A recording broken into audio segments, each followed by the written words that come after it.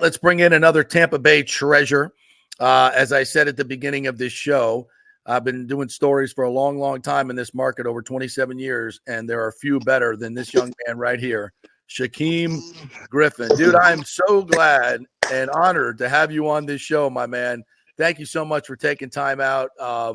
Appreciate you so much. We're going to get into your story. But first and foremost, you got a big camp coming up this weekend. You've now turned your attention to helping young men like yourself and your brother who grew up there in St. Pete.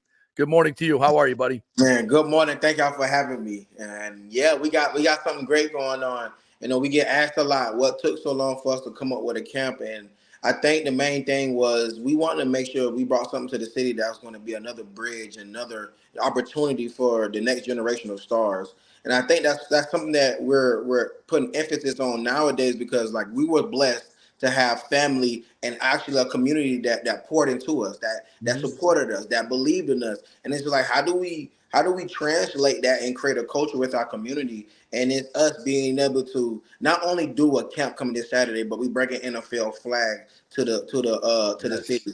You know, we bring in more eyes, we bring in more light, we bring in more whatever we can. We want to put all the eyes on each kid that comes there. And the best part about this is some people may think it's just a camp, but like this is a community that we're starting to build. And we was able to partner with GMTM, which is an app that will keep track of every athlete that signs up, every athlete that comes, and throughout the process of their journey, no matter what sport you are, there's nothing to do with just football. No matter what sport, we can keep track of anything that you got going on. If you need questions, if you need help with recruiting, if you need to know what you need, what GPA you need, do you need NCAA clearinghouse? If your parents need questions answered, we're creating that source to be able to be directly to help them. And it's cool because the more that we can get in front of people and get more eyes, the more that we can do. All right, so tell us specifically about the camp this weekend. Is it full? I noticed it was capped at 150 because you can only do so much. Is it full already? What's the deal? Yeah, so 150 for the first group, which is from ages 6 to 13. And then we got another 150 from ages 14 to 17. And yeah, we was filled in the first like 2 days. Of course. We're over 300. So we're taking over that. Yeah, we're like 325 now. Which is crazy, and then we're telling some to still come out, even if you didn't get a chance to register and be a part of the app right in there. We still want people to come out and be a part of the festivities, be a part of the camp. Where's it going to be? It's going to be at Lakewood High School in St. Petersburg, Florida. Of course. Where else would it be? Absolutely. And is your brother going to be there? Oh yeah, my brother's going to be there. Rayshawn Jenkins is going to be there. Marquez Valdez-Scantling, 2-time Super Bowl, going to be there. DRC, Roger Camardi, he's going to be there. We're going to get Isaiah Wynn, first rounder to the Patriots, is going to be there. Wow. We got the guys coming out, which is great. Which is great because what we're doing is starting a culture that's going to have everybody coming in and pouring back. And I feel like once you start that and get everybody involved, and then that's when you start to create a culture or something. And once these kids to be able to see it and they go out and live their best lives and accomplish so many great things, they know to come back and do it again because they've seen it before. And that's the thing where it's huge is like, we don't have to worry about, okay, this player is doing a camp. The other players come, this player is doing a camp. The other players come, like, no, this camp is bigger than just me and my brother. It's bigger than just one person. Yeah, it's about the involvement of us pouring it back into these next generation of stars and then showing the parents what it looks like because we can't do it alone. We can want all the help that we want to give them, but if the parents don't allow them to have access to the resources or have access to be in front of us to learn more, then we only can do so much. Because of the popularity of this, Shaquem, do you think you could do more of this eventually? Just not just one camp or one weekend, but expand out on this, in your opinion? Oh, 100%. Because the app that we're a part of is not just one state, it's not just one city. It's actually worldwide. We have 4.7 million users already amongst the world. Wow. What's amongst the world? So it's new here. Yeah, it's new here, but it's been going on for the last 8 years. So we've just been building the algorithm of it. And now that we got a more of a handle on how we want to go about it and having so many different sports, adding NFL flag is just another source, another resource for us to get more eyes, get more attention, and get more kids involved. We was able to have the discussion with the mayor of the city, and he's coming out at 10 a.m. to introduce and open up to everybody of something new that we started. So when you say, are we going to do more? This is only the start of something great. We hoping to travel to different cities. We hoping to travel to different states. Because like I said, the more that we can get in front of kids and families' faces and actually talk about it out loud, I feel like we can get their attention, and we can build this platform and community that can always be a resource. Because it's what's crazy is, I was able to do some trainings with some of the kids from high school, and one thing they asked me is like, "How do I get recruited?" And I tell them, I say, "Have you heard about NCAA Clearinghouse?" It's like, I never heard of that. My coaches don't tell me. You need that for you to be able to get recruited. That's right. And thing is, my mom knew that. Yeah. My mom helped us get into that when we was 14, 15 years old. And it's just like, okay, now my mom can be on this app and be a resource. If your parents need help, hey, what did you do with your kids? My mom is on there. You can talk to her. It's like, hey, this is the direct source. Like, hey, I want to get my kids recruited. What did you do? What do I do? Now we can give all that awesome. information to them. What's the name of that app again? GMTM. GMTM. I did get that. Yes. Okay, cool. All right, so that's what's going on this weekend. And by the way, when Mayor Welch gets there, tell him instead of giving that $1 billion to the billionaire Stu Sternberg, to give it to you and your brother, because you do a lot. You do a lot more for the community. That's a whole nother thing. Throw you a little bit of money. I'm gonna write that. I'm gonna make a note of that. Tell him I said it. No. Way to stir it up here, JP. I'm gonna stir the pot. Because seriously, that's where the money should be going, not to a billionaire. We need some facilities. We need everything. We need all that. This is where the money should be going, for God's sakes. I mean, are you kidding me? Because leadership, I say this all the time, and Titus O'Neill, who's a good friend of the show, and I know a good friend of yours, he says it all the time. There are no bad kids. There are bad situations. And you guys creating this leader, and as leaders in the community, this is what we need. We need leaders like you and all those men that you just mentioned that became successes because not of just their hard work, which is obviously very, very important, but the community around you. You got to have community support to do what you did, to do what your brother did. You got to have family support. Right. And having dads in the house is important as well. We got to keep the dads in the houses with these young men. This is important stuff, but you need financial resources. You need these things as well, right? Yes, and that's the big point. And this is just the start of us being able to say, hey, listen, we're going to do this with or without you, but we will love if you can join us. and that's really all we can do. Because like I said, people say, what took so long? Well, when you got to pull your own resources, you got to create your own team around everything. And then now we have these conversations with the city. Now we have a conversation with sponsors. Now we have a conversation with the mayor. And it's just like, this is the start of something great. And we hope that you guys can come along with us, because like we got your support, more kids, more family, more adults will start to become, buy into this. Because the only way we can be able to create a culture is we need the help of the city to create a culture, and then allow our kids to be the culture keepers. Learn from us, go do what you do, come back and do it again. And now that's how you become culture keepers. That is a great concept right there. And you guys are living proof that it works. And we could not support you enough. Shaquem Griffin is joining us here. I was baiting you this morning. I got my USF stuff on. I didn't say anything. You picked violence this morning. Let him have his moment, right? He picked it. I mean, I'm just trying to get the energy up, baby. Trying to get the energy up. Face with it. I gotta ask you, what do you think about that rivalry between USF and UCF? How real is it for you? What memories do you have of that? And what do you think about your respective program and, of course, USF right now and their respective program? I mean, he's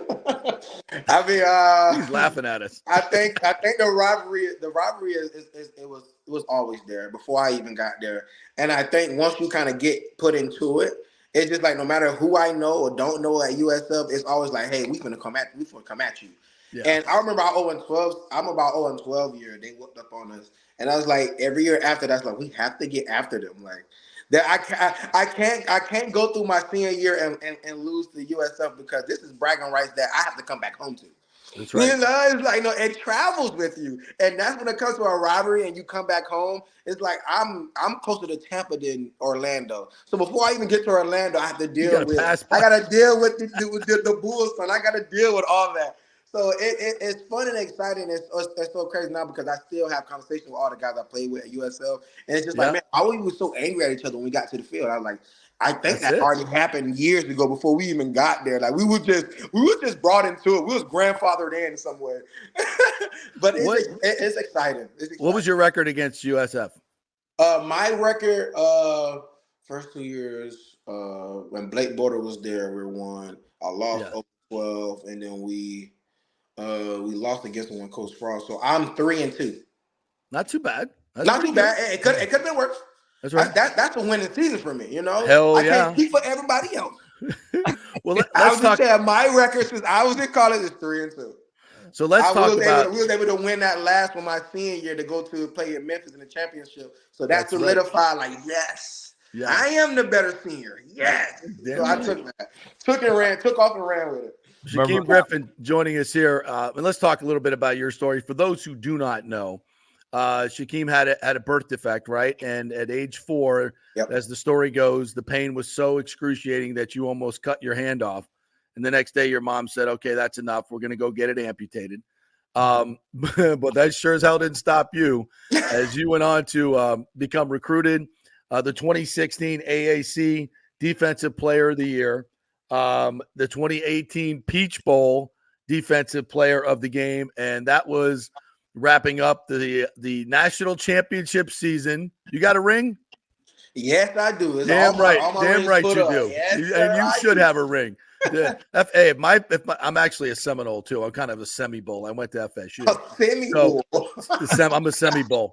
So I like our guys had 13-0 rings this year, and everybody's like laughing. I'm like, yeah, we were 13-0 before we got screwed. But anyway, so yeah, hell yeah. Make your own reality. I love that. Absolutely. It is what it is. You guys were undefeated. And I say this all the time. You beat the crap out of Auburn when you were the defensive player of the game. You guys went into that game saying, this is our national championship game. And everybody's like, oh, Auburn didn't take it seriously. My ass. That was a serious football game, and you guys whooped their butt. Tell me about that team. Tell me about that moment in that Peach Bowl.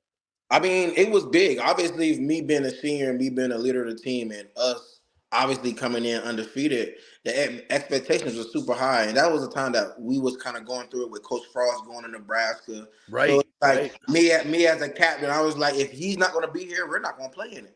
And then like my whole team backed me up about it. And I'm on the phone with Coach Frost, like either you're going to come here and coach us up and be a part of this and finish this off, and for we can send you off the right way, or it's just like we'll just end it right here and be done with the championship and we all walk away and we'll just wish you good luck. And it was just like, it's only right if I come back and finish with you guys. And wow, I didn't know that. I didn't know that story. Because it's a lot going on. Right after the championship, he already signed in Nebraska, so he had to start recruiting. He had to start getting stuff together, or whatever the case may be. And it's so you told him that ain't happening. You're going to coach his team. If you can't come coach us, we won't play. Good for you.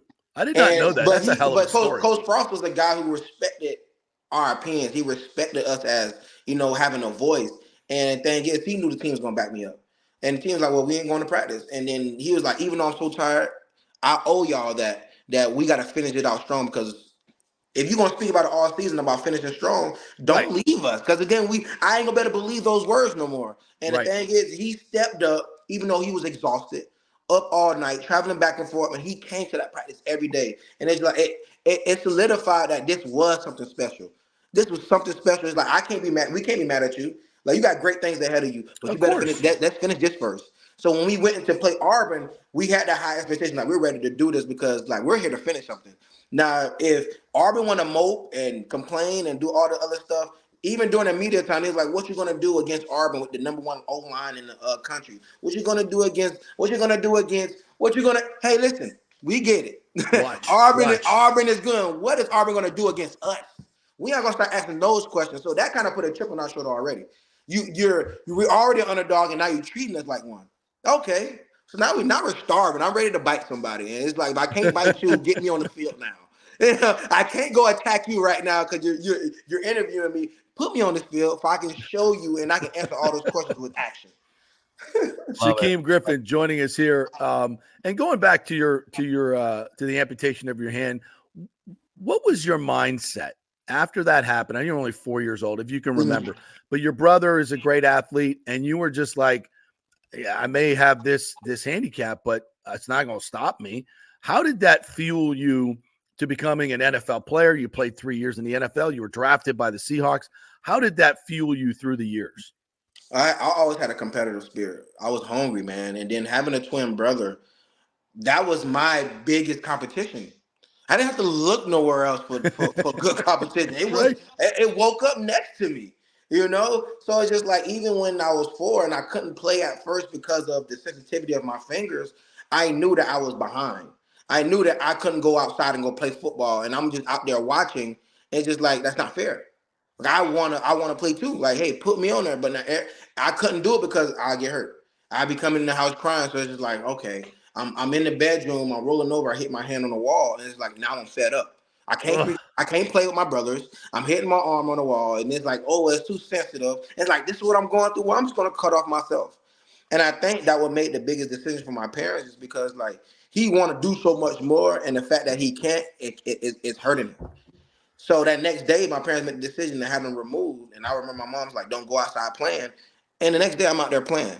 I don't know if it was the meds. I don't know what it was, but I'm coming back home with a dirty bandage because, like, I can play now. Like, Yeah, you now I can't can tell play. me I can't. Right. And it's cool because now I tell everybody, like, I had to cut something off to gain my freedom, which is huge. So, like, a lot of times as we hold on to certain things, we have all these things that linger on us. Sometimes you got to let it go. If you let that one piece go, who knows what's next for you? And I had a whole life ahead of me to be able to accomplish the things that I want, to be able to go set the example for the stage.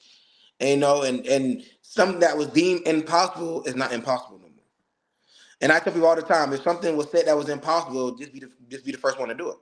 And Right. I'm a living testimony of that. So now I can go share that, I can go speak about it. And it's all started when I removed my hands at 4 years old and I was able to gain all the unwavering faith about what I can do, all the unwavering belief about how I can play. And now I can compete at the full level. And guess what? My best competitions were my brothers. So I chased them my entire life. We going at it. I don't care if we're eating the most food. I don't care if we're walking to school. I'm going to climb a tree before you. I'll see you up there, brother. Shaquem Griffin joining us here. That's an incredible story and so inspirational. I was reading. There was also a moment, and it made me cringe when I read this, that George O'Leary was your head coach, I guess, that recruited you and recruited your brother. Like he want you and you were also part of the package deal because your brother was going to see to it. He wanted to play with you. Yes. And George O'Leary. Well, you tell the story, how he treated you. I mean, and what's interesting about this, because I say this all the time, you know, coaches have way too much power and they can ruin kids' lives. And this was about to happen to you until Scott Frost got there. Tell us this story.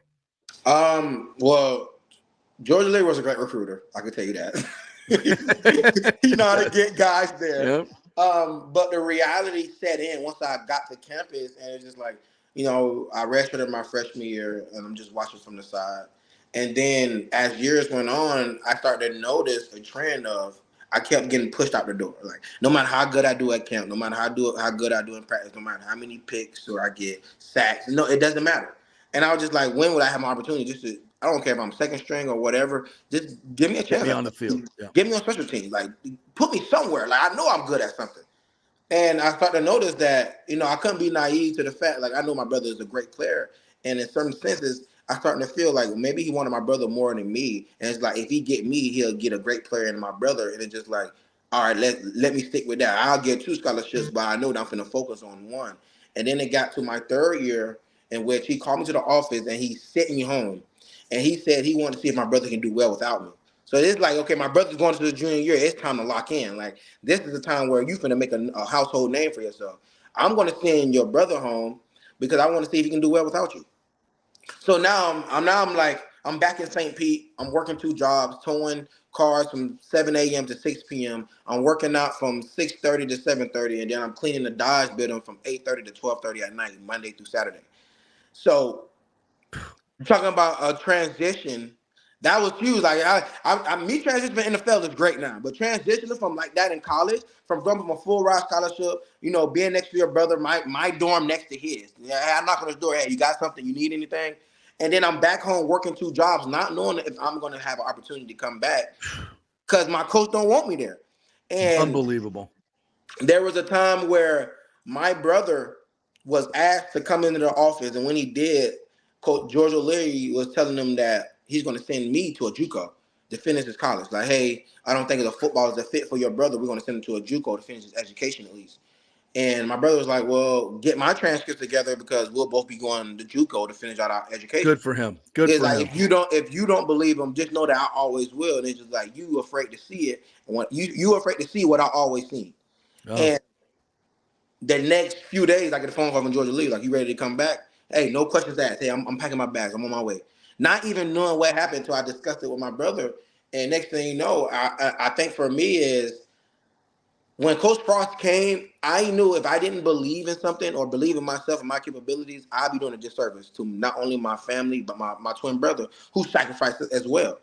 He believed in me so much that I'd be doing a disservice to him, but if I didn't believe in myself. Yeah. And I tell people nowadays is sometimes you get to that point where you got to believe in other people's belief in you until yours wake up. My belief that my family had in me was so strong that eventually it woke mine up and it's like, hey, cut it out. It's time for you. You got an opportunity. Take full advantage of it, and you better not look back ever again. You better believe in it with unwavering faith because my family already did. Yeah. My brother literally told that coach, if you don't believe in them and don't see what I always seen, well, then I'll leave with them too. Well, I'm coming back full fledged and I'm taking everything that's in front of me. And then a little divine intervention, as I see it now. George O'Leary gets fired because he'd falsified his resume. Oops. He's out the door. Scott Frost comes in, and the good Lord was looking over you, my friend, right there. Get rid of this bum. And then Scott Frost comes in, and your career flourishes. That's amazing, because sometimes kids just need that opportunity. What that guy did to you is just sickening. It makes me sick in my stomach. So whatever happened to him is justice. So, and then you go on to play in the NFL. When you got drafted, and you run a 4.38 at the combine, by the way, fastest linebacker. Is that still the fastest linebacker time? Still have the record. Damn, son. Yeah. 4.38. Got a couple years under my belt now. my man, Kalen Deloach almost got you. He almost got you. He was close. He almost got you. But I made it through another year. That's right. So when you get drafted by the Seahawks, what was that whole feeling like? And that process? It was surreal. It was very surreal because honestly, I thought I was going early in the rounds. To be honest, you should. So for me, as I'm falling back in the rounds, I'm like, will it happen? Will this come in fruition where a team actually picks me up? Because at first I thought I was gonna go second round to like Dallas, and then I thought I was gonna go third round to somewhere in Pittsburgh. Mm-hmm. So as I get to the fourth and then beginning of the fifth, I'm like, I don't know. And then I'm using the restroom, dude. And my brother, don't mind me, I don't know why I didn't lock the door. My brother busted the door with my phone in his hand. It's like, I know this number, or I know this area code. Answer the phone. I was like, let me wash my hands. He's like, forget about that. Okay, well, let me. Your future's calling. Answer the phone. Hello, and it's Pete Carroll on the phone, and literally my emotions. Like you ever get like a scare and your heart drops? Yeah. Oh, yeah. So it was like that heart drops. I'm breathing so clearly. I was like, what's happening to my body? I was like, I don't know what's going on. So I'm like hyperventilating, trying to like get my words down. I was like, this is happening. This is really happening. Okay. Let me get it together. I'm so grateful. I'm so ready to come play. Whatever you get, you're gonna get the greatest player out of me. And it's just like the moment happened. My nieces, my nephews, my aunties, my mom, my dad, my brothers, friends, even the camera guys was crying. There was so much tears of joy in there that it was amazing. And me being able to be at the draft and have that full experience with my family members, walking the stage, being greeted by the fans. I mean, you're talking about almost a Cinderella story. Oh God, yes. Yeah, like I'm going down the carriage. Not almost. It is. Everybody's celebrating. Yeah. You talk about Coach Carroll. What was it like to play under him, and how much energy does he have? Because you're all about energy. What's his energy like? How did he inspire you as a coach? I mean, he inspired me a lot, man. For him to be that age and still have that type of juice and energy, it inspires me to be able to always continue and carry it, because we all understand life ain't perfect. We all understand people go through things, and for him to be at that age, I feel like he got things figured out. Where it's like, okay, life is hard, but it's like I have the choice of the energy that I want to show in front of these men. And for him to be able to showcase that day in, day out, no matter if he's sore, no matter if he's tired, no matter if it's been a long day, long travel, he always brings the same juice. Like, that's a choice. Yeah. And the thing is, he's so For all of us. knowledgeable and aware of so many things mentally that he helped grows guys at that facility. He really does. Like even down to when the COVID, even down when it comes to the social justice and everything. Like he will stop practice, sit us on the hill, and allow us and our peers to discuss what's going on, to have a better awareness of things that was going on. Because like we all come from different backgrounds, different entities, everything. So sometimes what I understand may be a little different from your understanding, but we can sit there and actually discuss it together. Maybe we can come together and do something. Yeah. And he always did that, where it's like, hey, not only if you play football, just know you're bigger than this. Yeah. And I think that will allow me, even with my transition and retiring, to allow me to know that I am bigger than what I'm just doing. This was just a start. And what he's teaching us is going to be lifelong as we become men. And I feel like you can't ask that from every single coach. And I was just blessed to be able to have that within Pete Carroll. So like when I look at me dropping into the rounds, I feel like that was God speaking again. Yeah. Where it's like, we're going to put you here. Yeah. We're going to put you here because what you're going to see, what you're going to experience, and you being able to play with your brother, that trumps over any round that you go. Any thought of ever being a coach because of that inspiration from Coach Carroll and your story? Because you seem like you're not seeing, but you're going to have an impact on these kids this weekend. So any thought process of getting into coaching yourself? I mean, I love teaching. I really do. I mean, I feel like that's something with an age that I want to get a part of. But I put so much time in, day out, early mornings, late nights. I got offered to have a coaching job in San Fran. I turned that down. For the I was 49ers like, or college? Not at 49ers. Wow. Yeah. Stuff was happening fast when I retired. And I felt like for me, it's like maybe it's time for me to kind of put the focus on myself and actually pour in the community next to me instead of just taking off right now. And I think me being able to do motivational speaking, I've been doing it for a year and a half, and I did over 30 speeches with college team, NFL teams, Fortune 500 companies. Yo, I bet you're in demand. Opportunities to speak on TED Talk. And just like, even though I didn't do the TED Talk yet, I feel like my goal is when my brother retired, I want us to be dual speakers. So I want to save it for that. And it's something where it's like we can build our own brand and be able to do something therapeutic. And I think it's important because a lot of NFL players transition and don't know what's next for them. Wow. You know, they can go be in there and they can go do broadcasting. They can do anything like that. And I think for some is they reach out and try to find ways where they can kind of pour back at somebody else, but still pour back into themselves. And I think being a motivational speaker, it's the same thing that we already been around our whole entire life. The locker room, Coach Carroll, it's literally kind of coaching to us to uplift your teammates, to cheer on your teammates. Well, if you see them down, you pick them up, you lift them up. If you feeling down, feed off of somebody else's energy. You know, it's literally a part of us. So it's like it's therapeutic for me, and I start to see it clear as day when I'm speaking to these kids. I'm speaking to these companies. No matter if it's about uplifting them or it's about talking about competition. No matter what it is, like I've been around it. And it's like it feels good to be able to put that energy into somebody else. Like wherever place I go to, I turn it into my locker room. You know, I'm enough there in there to be able to remind you, like, hey, keep going. To remind you, hey, you got this. Remind you, like, hey, don't stop and get complacent with where you at. To remind you, don't let fear become a reality. I'm just there to do the same thing that people and peers and coaches for generations did for me.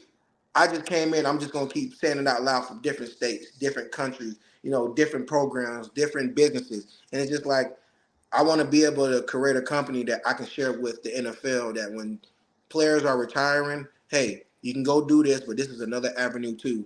If you like to hear that positive influence, if you like to give that positive influence and energy, this is a way that you can continue to do it. And not only that you'll pour it to somebody else, that you'll just be re-pouring back into yourself. It's just a reminder to keep going.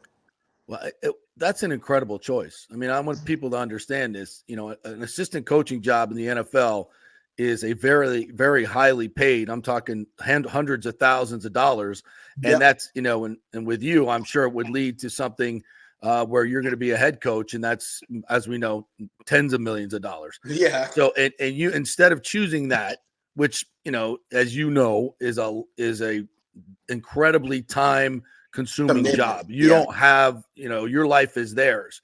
it's worse than playing. It's you're Yeah. there even more. See, you know, the coaches stay longer than us. Exactly. So, So I but was like, you wait, I'm finna go chose, stay longer? and you chose that you wanted to pour back in your community. Yes. You chose that instead because you can make a bigger impact and impact more lives. Man, It's cool. I think for me that's incredible. I was always big on, you got your people who set their examples, and then you got those who just set their examples by voice. I'm a person who want to do it all together. I want to be the voice, and I want to set the example. I don't want to be somebody who just seemed as, oh man, that's a great success story, or he did a great job. Like, no, I want to be extraordinary.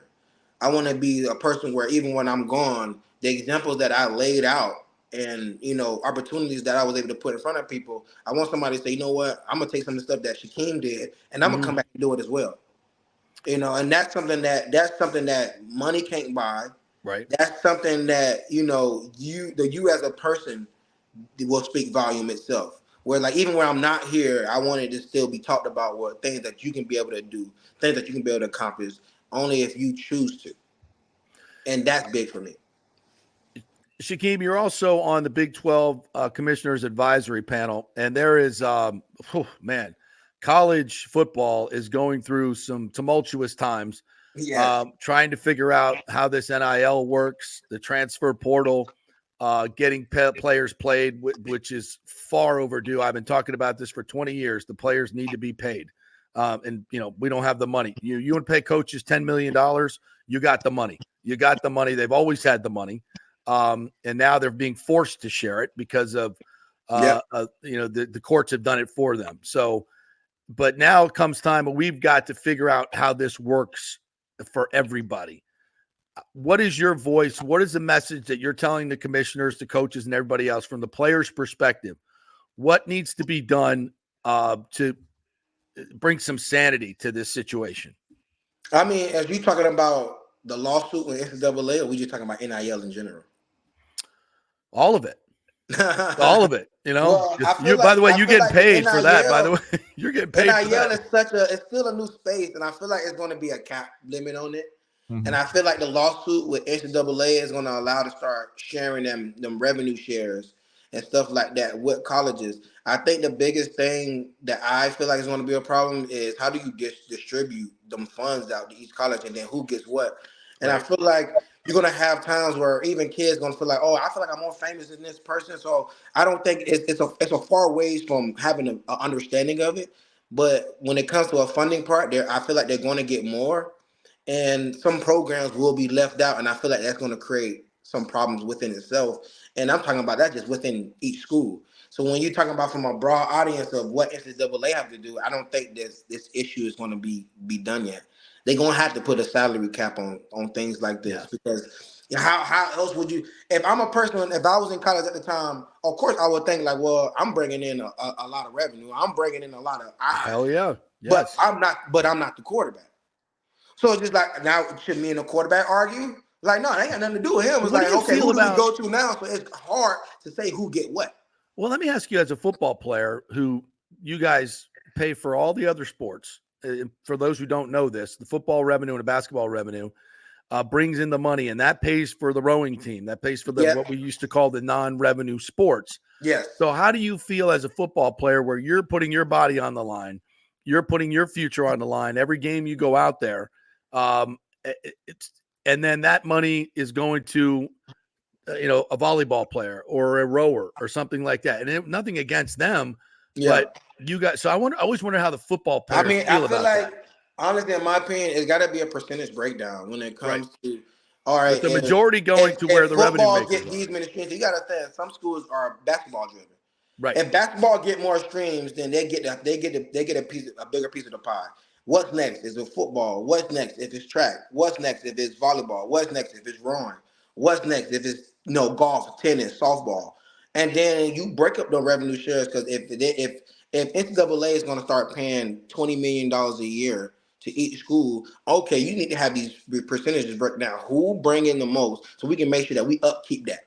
So go by who's bringing in the revenue. The pie. Yeah, exactly. So that's what I tell everybody. It's like, listen, if there's a rower who's saying, I want to make as much as the starting quarterback because I'm on scholarship. No, bro. That don't Sorry. make sense. That doesn't make any sense. How about we just pay for your travel, pay for your schooling, pay for you're getting a good deal here. You ain't making squat. You're not bringing any, no offense, but we're going to just keep paying for everything. And you should be happy with that.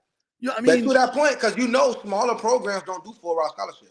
Right, exactly. So it's just like you better take this pie, and now them part scholarships become full, and now we can get multiple full-ride scholarships. Right.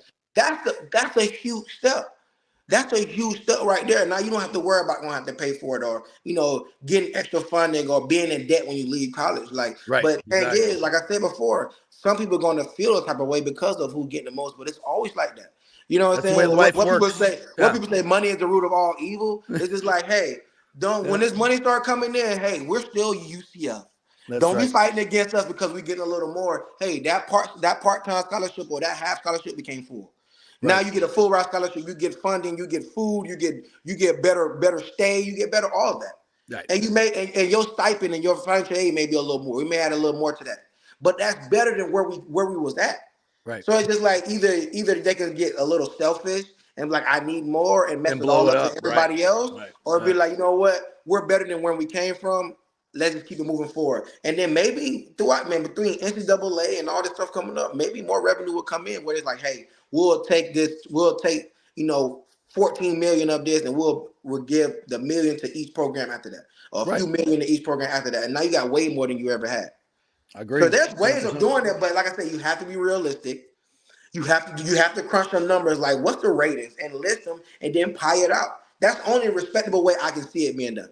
Do you think being as a former player, because you weren't able to have some of those benefits now that are being provided by the college athlete, that the NCAA, with all the money they gained over those years, should give back to those athletes who weren't able to get those benefits?